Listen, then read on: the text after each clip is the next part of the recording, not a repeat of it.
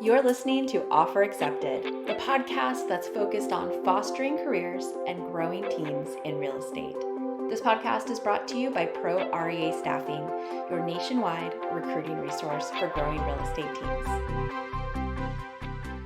Hi, everyone. I'm Vanessa. Welcome back to the podcast. This week, we're talking to Carla Novello. She is with Elite Builders based in Florida. And we're going to talk about building culture in a large and diverse organization. So Carla spent 17 years working with her husband to build their real estate business. They closed over 2,000 transactions, and she managed and supported and cultivated the culture within that organization. And then they started recruiting agents for EXP. And she took those skills and now devotes them to creating a culture within their network at EXP. So I'm so excited to share this interview with you because she has some really great insights and tips into how do you establish and maintain and promote and cultivate a culture in a large and geographically dispersed organization. And by the way, if you are looking to hire someone for your team, don't forget to reach out to me at proreastaffing.com. We'd love to help you find your next admin hire. All right, let's get into the podcast. All right. Hi, Carla. Thanks for joining me on the podcast today. Thank you so much for having me. I really appreciate it. Yeah, well, I'm so excited to talk about how you're building culture in a large, diverse organization, because I think this is a topic of interest for a lot of people. And we talk about culture on small teams, which can be different from trying to do that like at scale, basically, and try to get everybody on the same page. So I'm excited to talk to you about that. But before we get into it, let's introduce you. Tell us a little bit about your background and about Elite Builders. Okay, so my husband got into real estate first. He got his license in 2005, and the market was really hot. So he quickly discovered that he needed help with his organization. He's really great at sales, but organization is not really his strong suit. So I joined him, and together we sold over 2,000 homes in South Florida. So we've had a wonderful career selling homes, and now we've actually transitioned over now more to recruiting and to coaching. So we are building a huge organization within EXP, and we're super excited to build a really strong culture, as you were talking about. All right. And how many agents do you have so far in your organization? So in the past 18 months, we've recruited 170 agents. Okay. Wow. That's awesome. Yeah, we're really excited. That's so cool. So let's talk a little bit for those who aren't familiar with EXP and what that means to recruit that many agents. Explain how this works in your world at EXP. Okay, so yeah, we have recruited agents from all over the world now. We have in Australia, we have Dominican Republic now, so that's exciting. But what we do is we have a coaching company where Aaron coaches one-on-one and also in group. And we also do events and social media and everything to attract people to our organization. So once they join Elite Builders, which is what we call ourselves, they get the coaching and a lot of other things for free. So we are helping to build them up in the organization at the same time as, building the culture and getting them excited and having them grow in all facets of their lives. Okay, fantastic. So to talk about your vision for the organization you're building. Well, our vision since we transitioned is to have an organization of thousands of agents all across the globe. And we don't want them just to succeed in real estate. We really want them to succeed in all facets of their lives. So we want them to be passionate about their family life, have a great mental life, have great relationships, be in great health, have their finances in order. It's not just about real estate for us because that's really just one small piece of the puzzle. Right. And I think culture feeds into that. But let's talk on a high level. How do you help people achieve all of those things when they're halfway across the world from you? Yeah, well, we have a lot of things. The first thing, though, is we are very intentional in our values. So we wrote down our core values from the very beginning, which is we're always there to add value. We love technology. We're constantly learning and we're 100% committed and we take massive action. So those are our core values that we like to apply to everything. And I think the way that we really mass distribute this is in different ways. Of course, we'll get more into it. But as leaders, it's a very difficult job because we take 100% of the blame, but none of the credit. Mhm. And we also, it's like aspirational. People are looking up to you to show what they want to become. So as leaders, what we're doing is showing our group where they want to be in a few years or down the line. And it's very intentional that we're 100% authentic when we're coaching on social media because we're attracting like-minded people or people who want to become part of an organization who have the same values.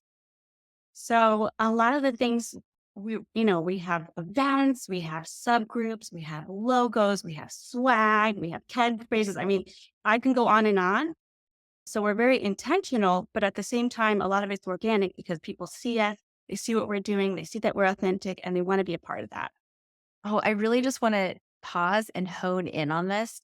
As a recruiter on the admin side, this is also so important there. It's so important in everything you do, showing up authentically, consistently, and being like bold, loud, and proud about who you are and what you stand for, so that the people who are going to be attracted to that can find you.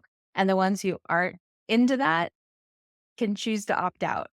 But when we are not really clear about who we are and what our core values are, and we don't express that and live that, like you said, in an aspirational way, like we're role models of our core values, right? Then people can't figure out whether or not they want to follow us. And so figuring that out early is so important. So did that come kind of organically for you? Like you guys just knew what your core values were going to be, or did you go through any exercises or process to get down to the values that you shared? Well, we did sit down together, Aaron and I, and really say, like, what are we about? What do we want? And we did write out the core values, but we've also just been who we are. If you're on a coaching call with Aaron, like he's cursing all the time, he's blasting ludicrous. He is, funny. He's telling embarrassing stories. Like that's just who he is. He's also very like right on the pipe. He's going to tell you what you want to hear, what you don't want to hear, Yeah. even if it's painful. So if you're not attracted to that, you're not going to want to be a part of our organization. Yes, yes, yes, yes. That reminds me of one of my favorite recruiting stories.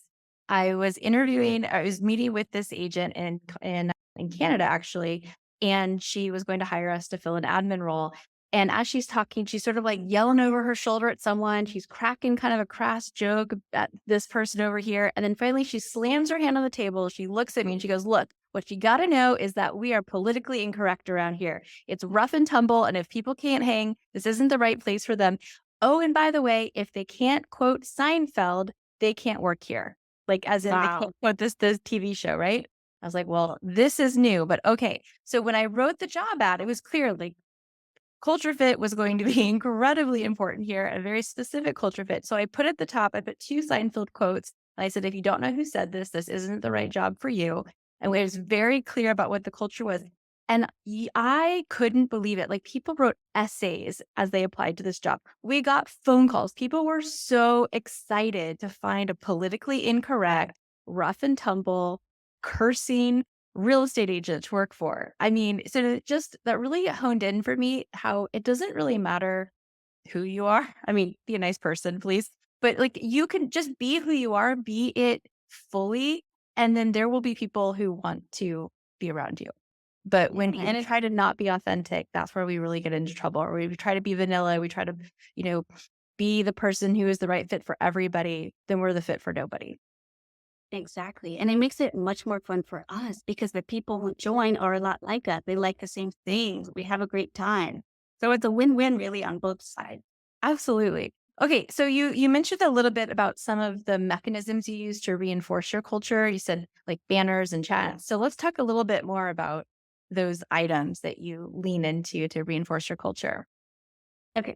So, well, first off, I just want to say that we are really into value attainment. So, not only are we adding value, but it has to be entertaining. So, in everything that we do, it's fun. We are ourselves. It's not just like a boring talking head. Tony Robbins says that the state in which you learn something is the state in which you're going to perform that. So we really take that into consideration whenever we're teaching. We are high energy, we have music blasting, we're cracking jokes. Like that's the state that we want our agents to be in. So we do a lot of things. We do a free webinar every single month. So that's for everybody can join.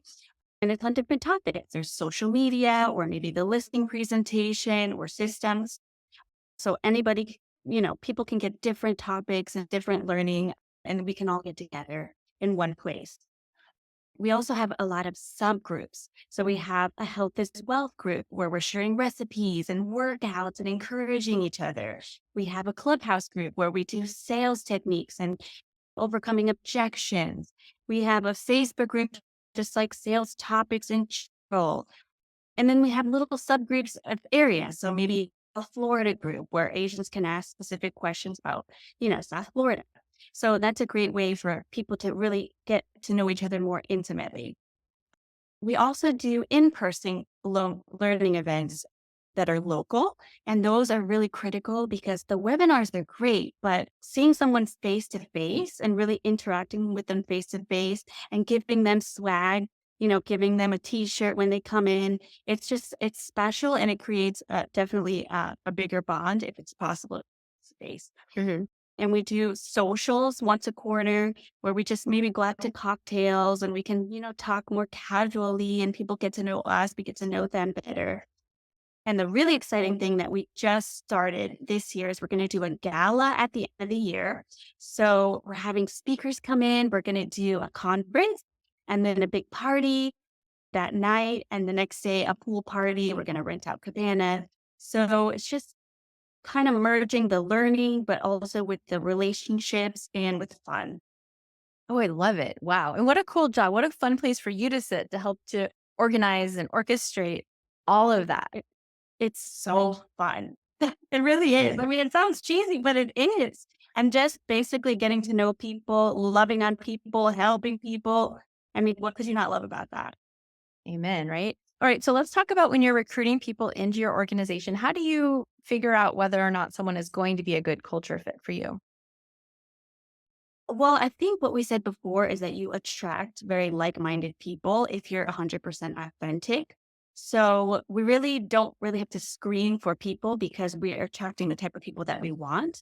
Mhm. I do think it's super important though, if you do get a bad apple that end up poisoning the rest of the group or the mindset is that you tell them quickly that it's just not a right fit because just one person can really take down an entire group.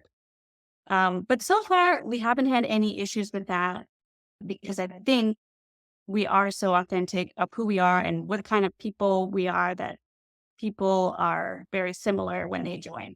Right. That makes sense. Now, for 17 years or so, you ran an actual real estate team and you had staff and you were closing transactions. And so you built culture in that environment as well. Can kind of compare and contrast what it's like to build and maintain culture in that sort of small, tight knit organization versus in this kind of large distributed organization that you have now? Yeah, I think the only difference is the geographic area. When we were a small team, we were all together, face to face. And it's much easier to create a culture when you're face to face because you're interacting every day. You really get to know each other much more intimately. So I think if you have a huge group that is not in the same geographic area, it's really important to have events that everyone can join in. And also, social media is super important. So, on social media, we're always taking our agents' wins and putting them in our stories, kind of recognizing them for anything great that they've done. We're commenting on what they post, kind of keeping the conversation going always. So, I think that's really important also when you have such a large area and such a Yeah. large group.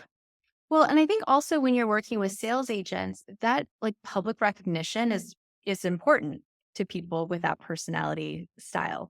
I mean, for almost all of them, right? That's why we have sales rankings. They want to be ranked high. They want to be recognized. And so I think anybody who's in a position where they're supporting agents need to keep what you said in mind. You're looking at what they're doing, you're highlighting their wins, you're celebrating them, and that's consistent. Nobody's left, kind of forgotten in the corner. You're elevating all of them. They need that. That's part of why people want to be part of an organization where they feel valued and recognized, especially salespeople. They need it publicly. Admins might want it more privately. They may not want their wins blasted across the internet, right? So we got to keep that in mind too. But I think anyone who's listening who is in a position where they're supporting agents need to keep that in mind. Like, it's not just rah rah good for you. It's wow, look at what you're doing. We're so excited about our agents. Look what happened over here. And you're loving, like you said, you're loving on them and recognizing them consistently. So good on Yeah, I think it's just a human need to be recognized. And especially now with EXP, it's a cloud based brokerage. So everyone, most people are working from home, they're isolated, and they just need that like, hey, I'm watching you and I'm celebrating you. And we're also doing a leaderboard now, just kind of showing, who's on top. But some agents are really, a lot of sales agents are really competitive and, they want to get up on the leaderboard. So just little things like that to get people connected. It's really fun. Cool. Awesome. So you're only one person and you can't be in all places. So how do you help your agents become ambassadors for your culture and your brand? Well, we're trying to teach them to duplicate what we're already doing. So using their skills, because every agent has a different personality, a different set of skills that can connect with different people. So, for example, we have a Spanish speaking agent who started a sales call for Spanish speaking agents. We have another agent who started a prospecting call so agents can jump on and prospect with her for accountability.